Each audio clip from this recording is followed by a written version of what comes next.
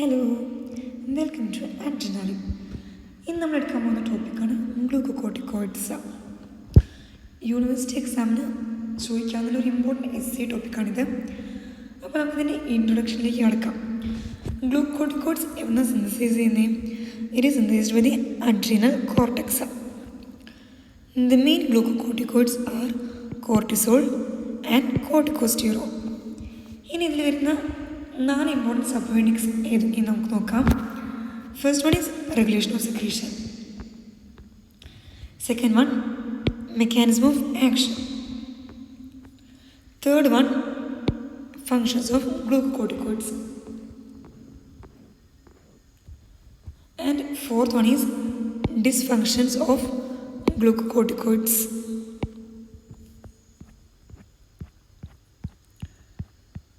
First നമുക്ക് regulation of secretion പഠിക്കാം. Okay, hypothalamus secretes corticotrophin releasing hormone, and this corticotrophin releasing hormone secretion from the hypothalamus is influenced by various stimuli that are originating from the limbic system, pain pathways, nucleus tractus solitarius, etc. And CRH will act on the anterior pituitary. അതായത് ഹൈപ്പോതലാമസിൽ നിന്ന് സിക്രീറ്റ് ചെയ്യുന്ന CRH anterior പിറ്റ്യൂട്ടറിയിൽ പോയി act ചെയ്ത് ACTH secretion promote ചെയ്യും. And this ACTH will act on the adrenal cortex and this cortisol is secreted. ഇനി പ്ലാസ്മയിൽ കോർട്ടിസോളിൻ്റെ level കൂടുമ്പോൾ it will produce negative feedback signals to the hypothalamus and anterior pituitary. Thus, CRH secretion from the hypothalamus is inhibited and ACTH secretion from the anterior pituitary is inhibited. ഇനി അടുത്തത് angiotensin 2, ADH, serotonin and VAP. ഇതൊക്കെ എന്ത് ചെയ്യും?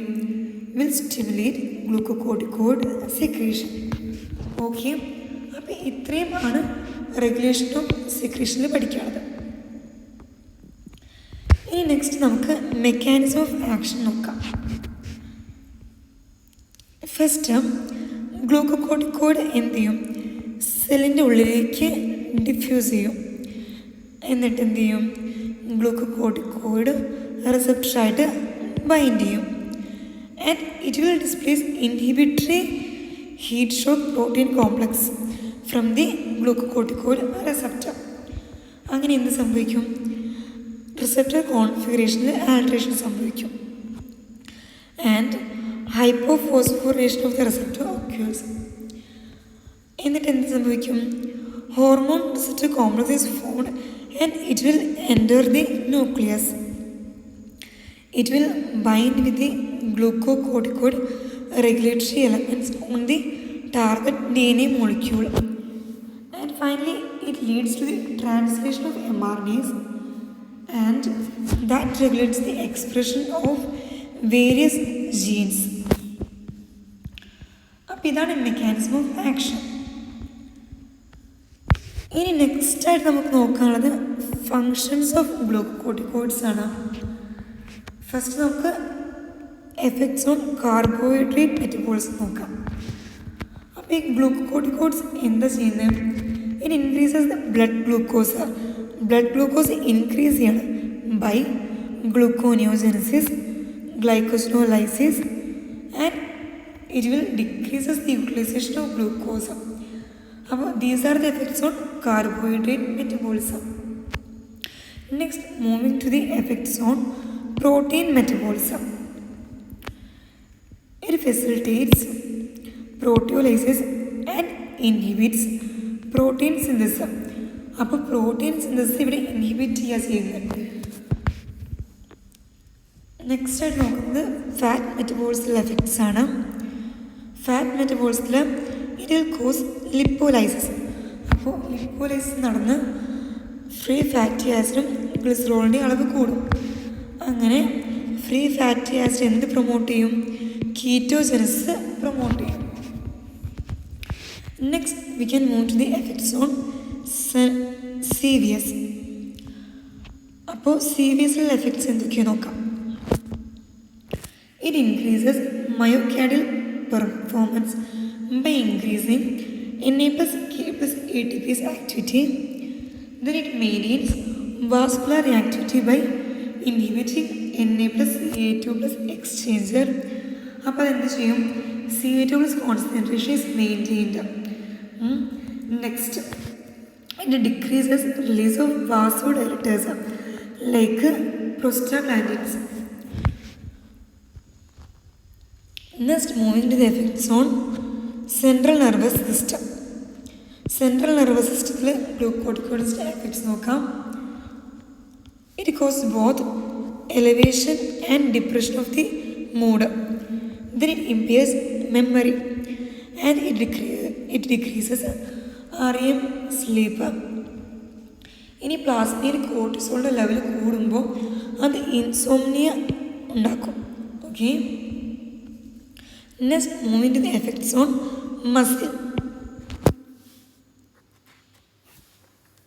It increases the cardiac and skeletal muscle performance.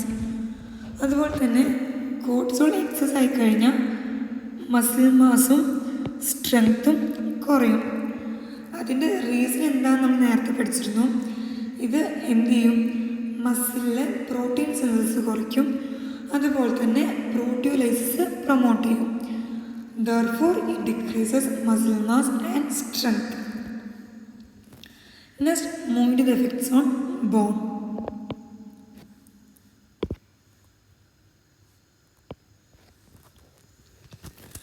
Bone effects എന്തൊക്കെയാണ് നോക്കാം. It inhibits bone formation, decreases the absorption of calcium 2+ from the GI tract. Then it facilitates bone resorption. ഇനി prolonged administration of cortisol will cause osteoporosis. അതായത് കുറേ കാലം cortisol administrate ചെയ്ത് കഴിഞ്ഞാൽ എന്ത് സംഭവിക്കും? Osteoporosis. It will cause osteoporosis. Next, moving to the effects on connective tissue. Connective tissueയുടെ effects എന്തൊക്കെയാണ് നോക്കാം. It inhibits collagen synthesis. അതാണ് മെയിനായിട്ട് കണക്റ്റീവ് ടിഷ്യൂള്ള effect. Next, moving to the effects on kidney and water metabolism. It increases GFR. Then rapid clearance of water load. That is, it is essential for the rapid clearance of water load by inhibit ADH secretion.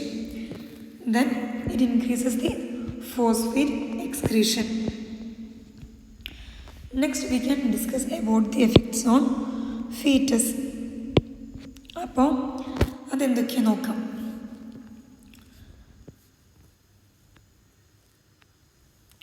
That is, cortisol causes maturation of central nervous system during intrauterine life, and it causes growth of retina, GI tract, lungs and skin of fetus.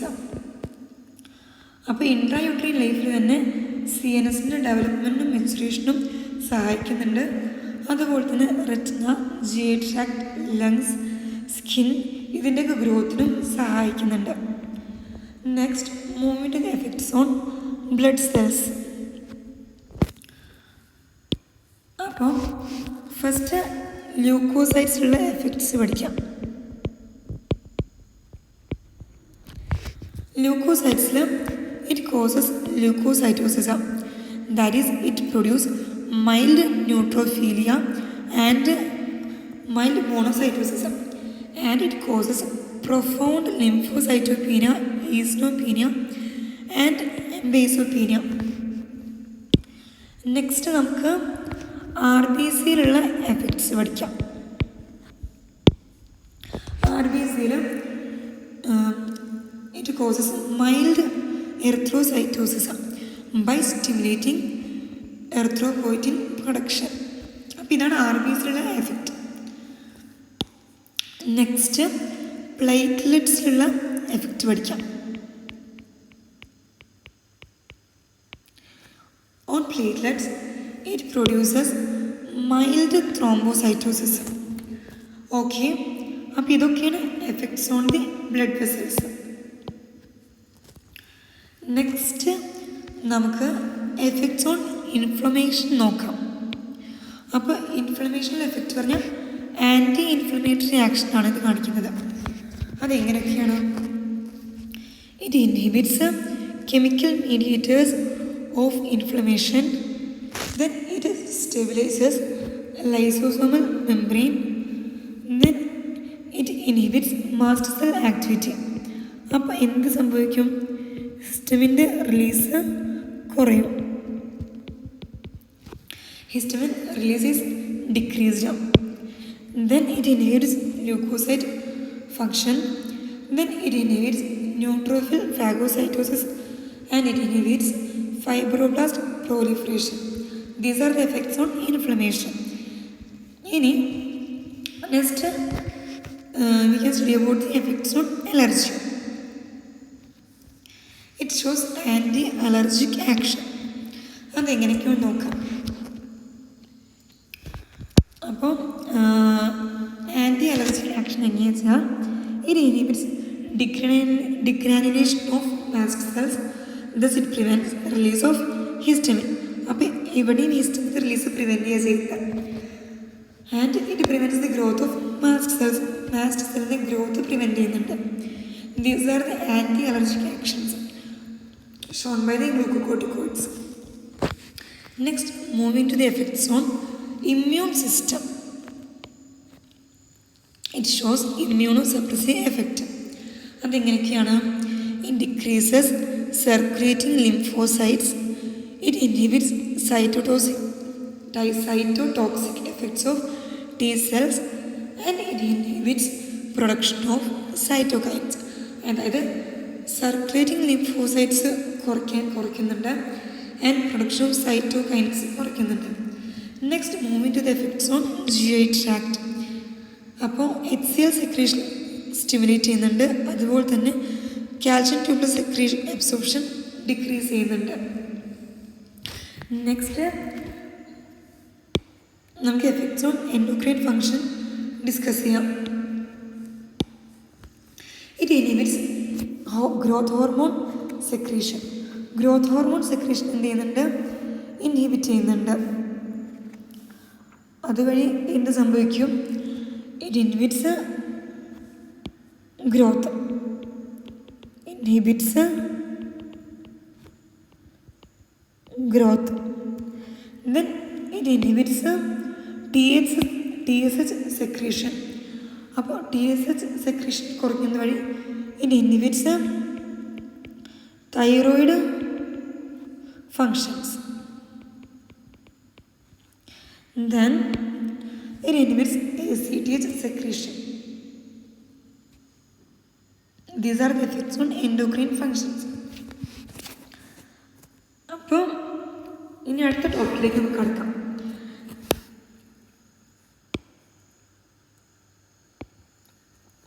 അപ്പം നമുക്ക് dysfunctions of ഗ്ലൂക്കോട്ടിക്കോയിഡ്സിനെ പറ്റി discuss ചെയ്യാം.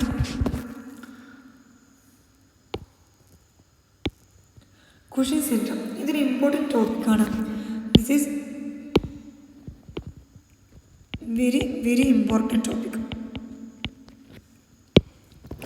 അപ്പോൾ Cushing syndrome occurs due to the hyper secretion of glucocorticoids.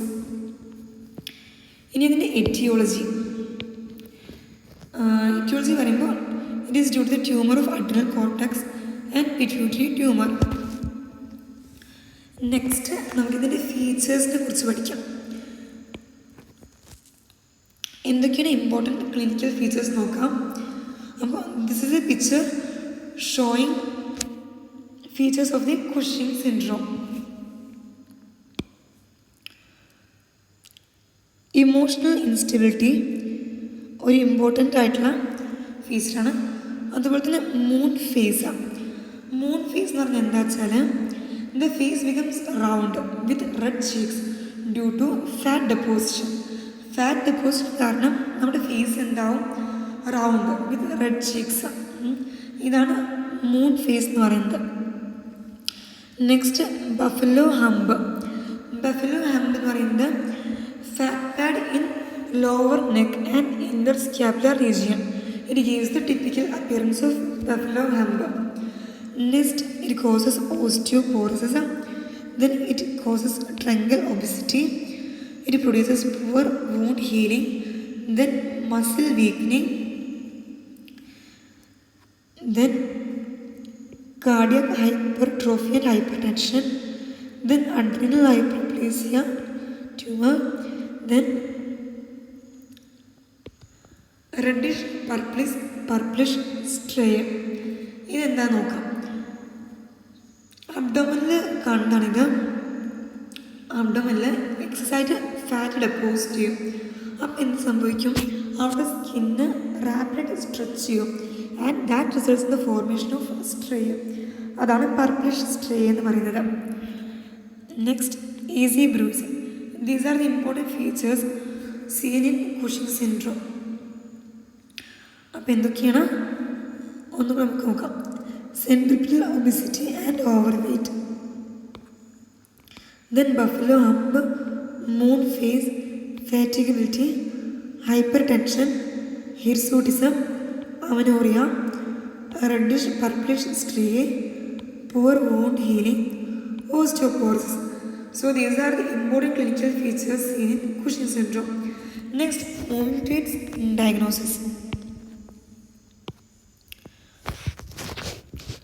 Diagnosis is based on demonstrating increased cortisol production, that is increased plasma level of cortisol. ഇങ്ങനെയാണ് diagnosis.